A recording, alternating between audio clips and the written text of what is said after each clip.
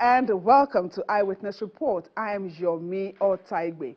This week on the program, we'll be spotlighting issues surrounding the push for compensation following the demolition of homes and other structures at Ikota resettlement scheme in Lagos State. It's a packed episode, so stay tuned. For the second time in about 4 years, residents and allottees of the Ikota resettlement scheme in the Etiosa local government area of Lagos State are voicing their grievances over what they describe as the unlawful eviction and demolition of their homes by the Lagos State Ministry of Housing and Estate Developers. They allege that their properties are being destroyed for development purposes without adequate compensation. The demolition of houses and other structures in the Ikota resettlement scheme commenced in 2022, but the origin of this process can be traced back to 2008.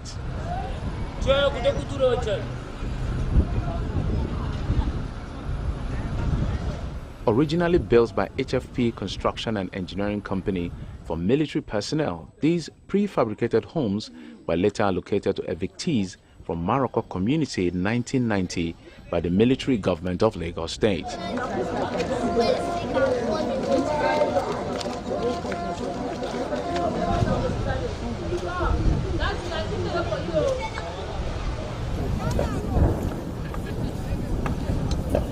The Lagos State Ministry of Housing is reportedly executing the demolition in phases to prepare the land for the development of a new, more dignified housing estates, which are gradually taking shape. The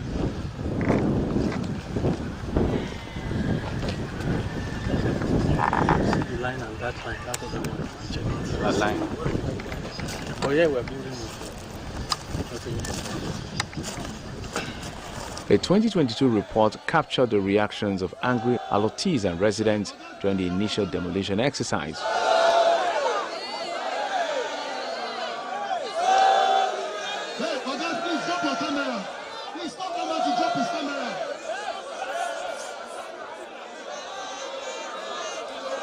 Amidst the ongoing eviction, some residents have refused to vacate their portions, rejecting any compensation that does not match their expectation. We don't know where to start. Nobody, no, let me to 4 children, no husband. My husband is dead, so something like that. Let me my 4 children, they manage life. Nobody to help me out. And I come and see all these people going to fence here again. One time you come and pursue me to my children, I don't know where to start life again. Because everything not start me to. I don't know where to start. So without settling you won't leave this place? I can't leave this place because I don't have anywhere to go. This is my home. I don't have any place to go. I cannot sleep out on that bridge. I'm not a madman. I'm a good citizen of the country. You have a family? I have a family. I can't put my wife, my kids inside this forest. It's very bad. Despite their resistance, the ground preparation for construction work continues unabated.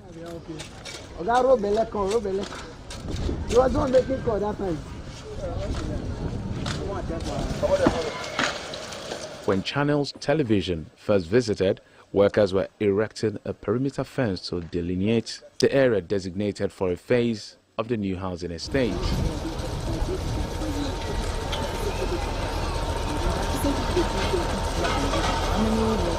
The guys keep backing with the carpet. We're coming. You saw the red car driving us. Residents who have now chosen to remain in the demolished area, as well as those currently unaffected, express increasing worry about their uncertain future. I went for a meeting, so before I came back, I was there when my wife called me that they've pegged in front of the house. So when I came, I saw the peg. I didn't know what was happening until the following day. I discovered that some people came and they started digging the place. So I asked them what is happening. They say they want to put fence in front of that place. So, but looking at it, if they are to put fence there, even before this time, the construction that is down there made water to enter the house in which I'm living. But this time around, they are also putting up another fence close to the house, which will be about 5 meters from the house. And this time around, the water that is coming to hit the fence. So as it's bouncing back, it's directly into the room. So my own is, even if they are doing fence, there should be a proper channeling so that water, because I don't know the authorities or whoever, my own is where I'm living. This time around, if it rains, no two ways about that, the water will still enter the room. My own is, at least, we are all human beings. We should be properly communicated to know what to do. That is my concern. You look at it that you have neighbors, people that you are living together.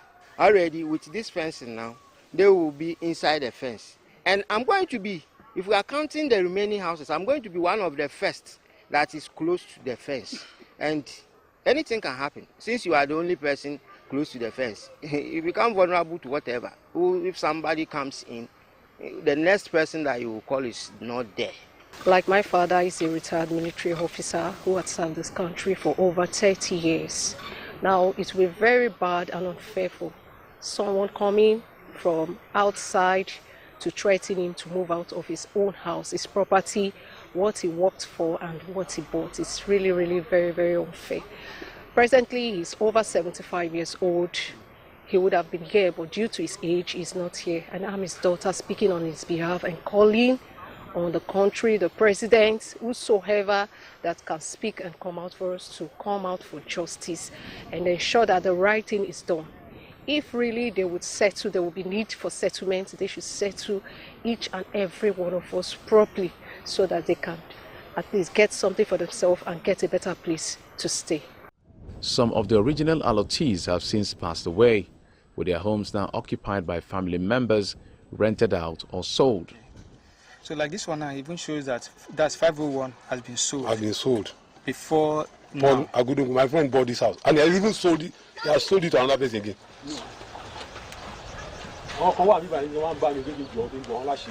While the state government has indicated that monetary compensation will be provided to those affected, several residents are alleging irregularities in the process, claiming that due process was not followed. This concern, along with inadequate compensation, is echoed by Joseph Jackson, who bought a unit from an original allottee. With the 40% inflation we have and 40% unemployment, with the pain, all we have, and everybody is trying to adjust to the redevelopment and the new policies being rolled out by His Excellency President Bola Ahmed Tinubu, trying to adjust, and everybody is still trying to measure up and bringing this hardship of demolition without consultation. I think is a very painful one, and saying 5 million naira cannot do anything. Build Ikota for Ikota is the mandate we are looking for. 5 million naira is nothing to write home about. According to report, our sister estate, Jakonde Estate, Ilason, was given 11 million naira and 250 for relocation. Why some were given apartments, I think a 2-bedroom flat or 3-bedroom flat in whatsoever consent. So we expected a fair treatment, not that if you don't want, we're going to grind on you, we're going to push you out, and which is an example of what we see in flat 781 and many other flats you can see around, that some have been broken without due compensation. And this is the reason why we've decided to plead and call on the media to come to our rescue. We are tired of suffering in silence. We are citizens of Nigeria. We are not people who are falling from the skies. This is our nationality. We are being treated like rats in our own homes. We are being treated in pains. And I think this injustice, this modern day land grabbing and pain infliction should stop. On the other hand, another allottee offers a different perspective on the transactions between the state government and community members regarding enumeration and compensation. We had a meeting with the government too, and they agreed that those who own houses, the allottees, they give us money. Myself, my father's house, they're giving me money. The other house, though, they've not said to me for the other house because I bought on the house. Because there are categories of people here. Those who bought, those who inherited, and those who are the owners. But the real owners are very few because they are elderly people. Most of them have gone. So they gave us money. Myself, they gave me money. So how much were you giving for your father's house? I was giving 5 million. I was giving 5 million. But those who build illegal structures, they are giving them based on their structures. I give them based on their structures. So, okay, were you comfortable with the amount given you for your father's? Very comfortable. Because even if I want to sell the house, nobody can buy it for 1 million. Those who said they've not been compensated or they are not carried along, that's a blatant lie. Everybody was carried along. We had a meeting, and like I told you, we had a town hall meeting. Even the commissioner came at first. Even some of them, we even went to Alausa several times. We discussed. We had, in fact, if what they did here was what they did in Morocco, we will not suffer what we suffered in Morocco. Because we were carried along, everybody was asked to view their point, their opinion. A lot of people viewed their opinion. In fact, it was a crowded environment. People talked and the government heard from us. We also gave them feedback. After that, they came and they were doing enumerations of those houses and they are paying them. So everybody were paid. Everybody were well compensated. Findings indicate that compensation amounts to 20 million naira for each building containing 4 units of 1 bedroom and parlor. In contrast, allottees at the neighboring Jakonde resettlement scheme received 11 million naira for 2 and 3 bedroom homes. Drag him on that so that you understand what he's doing.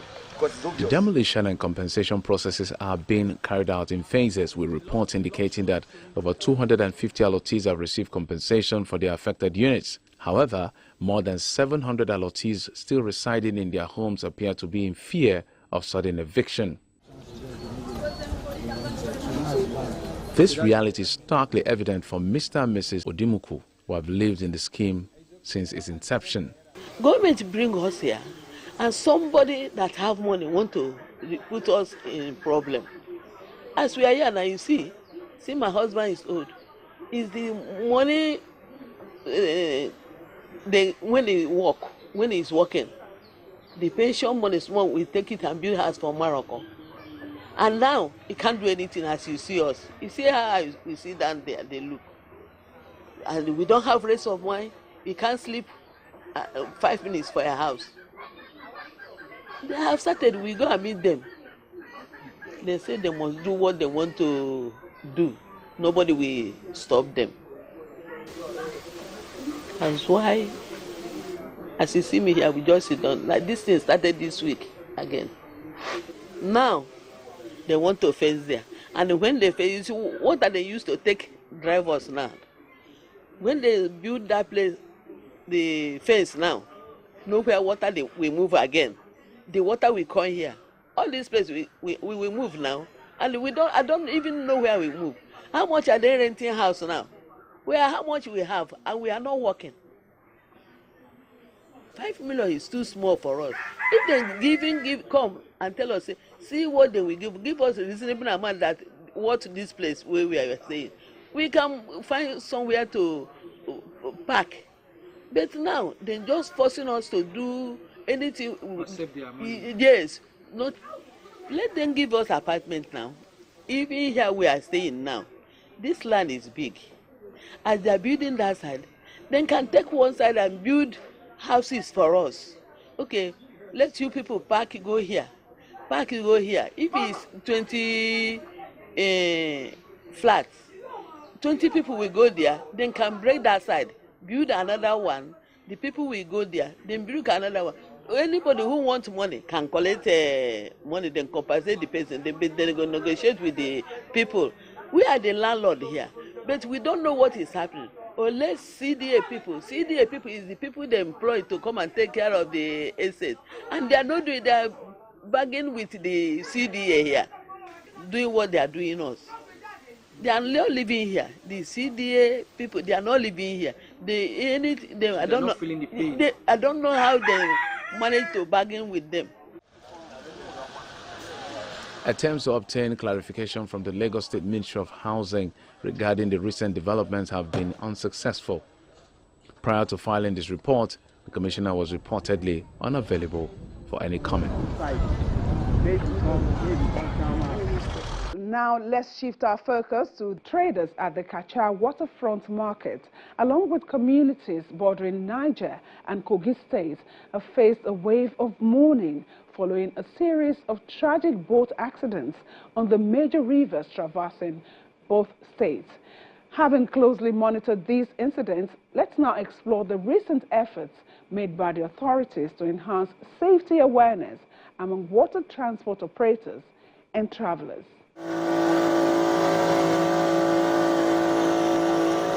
This eyewitness video is one of the rare visual documentations showing the moments before the tragic incident which occurred in November 2024. A boat carrying over 200 passengers capsized while leading to Kacha weekly market along the Dambo-Ebuchi section of the River Niger, resulting in numerous casualties.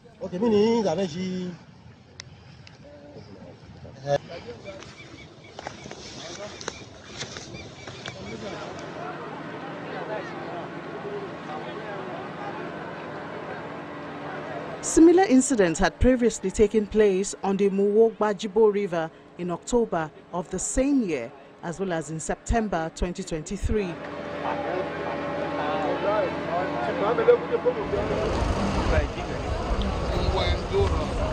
Nevertheless, the Kacha market, nestled along the riverbank, continues to thrive with bustling trade activities.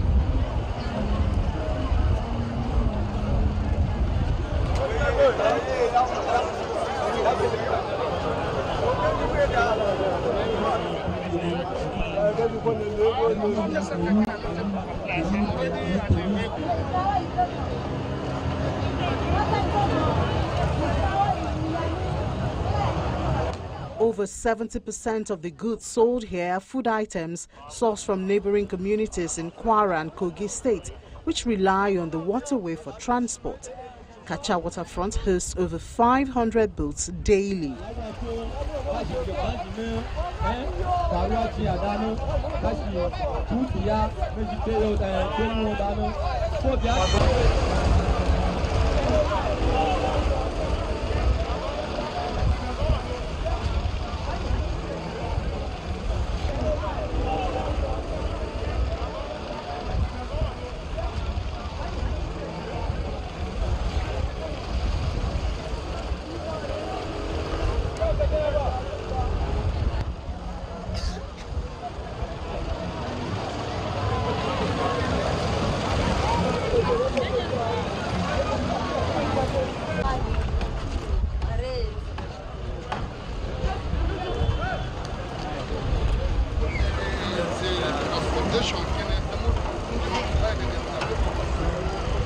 Despite the recent boat-related incidents, operators and passengers appear to disregard safety protocols such as wearing life jackets, avoiding overloading, and not traveling at night. We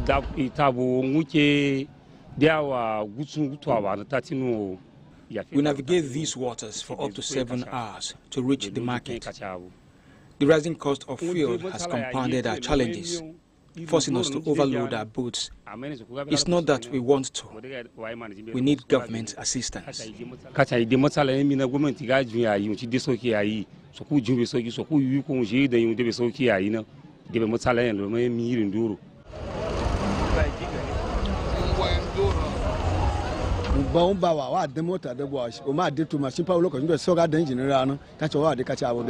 We rely on boats to access the market from our villages. It is our only means of transportation, and our passengers often have loads to carry, which we can't leave behind.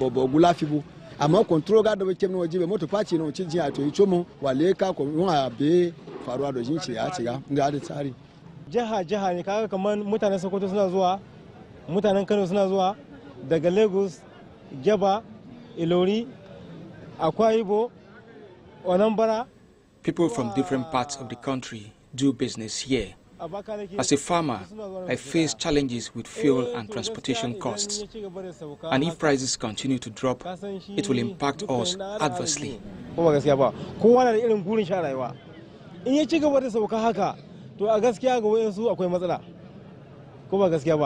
In response to safety concerns on the waterways, the National Inland Waterways Authority has initiated a sensitization program for boat operators.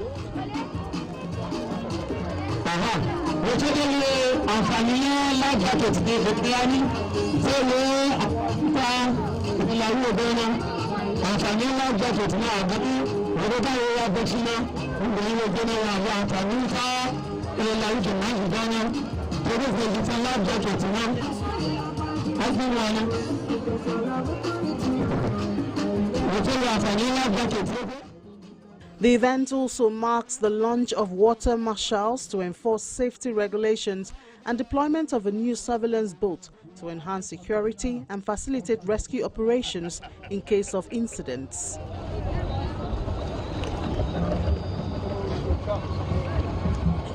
I'm expecting nothing less than 110% action. From the job is to save life and to preserve property, and that's what they're about to demonstrate now. You know that intend to enforce as many that will apply this water that they are using life jackets. No night traveling, no overloading, no overspeeding. At every point, you know that anything they do contrary to what the law says, the action will be taken against them, either by arresting them, and as well penalty have been met out in terms of offences, and we will ensure it to the latter. It's unfortunate that we've been having some mishaps. Most of them are actually avoidable if precautionary measures are taken. And this is just one of the steps that we are doing now to see that the people are conscious, and they're also seeing that NIWA is not leaving them alone. There are other things that are also on the pipeline that will be unveiling as we progress. The sensitization is ongoing, and it's not a one-off thing. It's a regular thing, and we're actually reviewing our programs from time to time, and it's essential because we have a very large water body in Nigeria, and therefore it's essential that we work with critical stakeholders so that we can actually be on the same page. And I can assure you that we are going to change the narrative as we progress.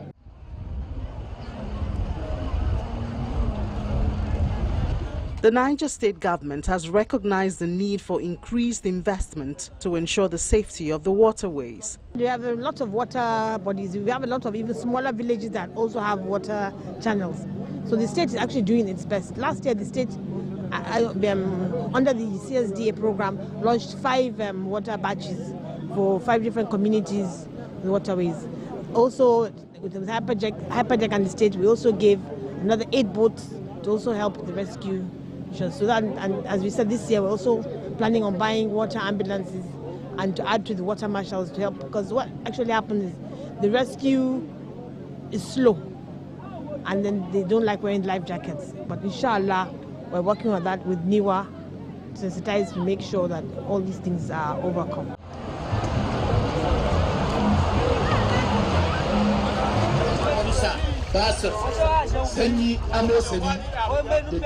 The Kacha market, which serves over 5,000 traders every market day, is a vital trade hub in the region. Enhancing safety and security in the area is a positive step forward. Operators and travelers must understand that compliance with regulations governing waterway use is essential for achieving safety.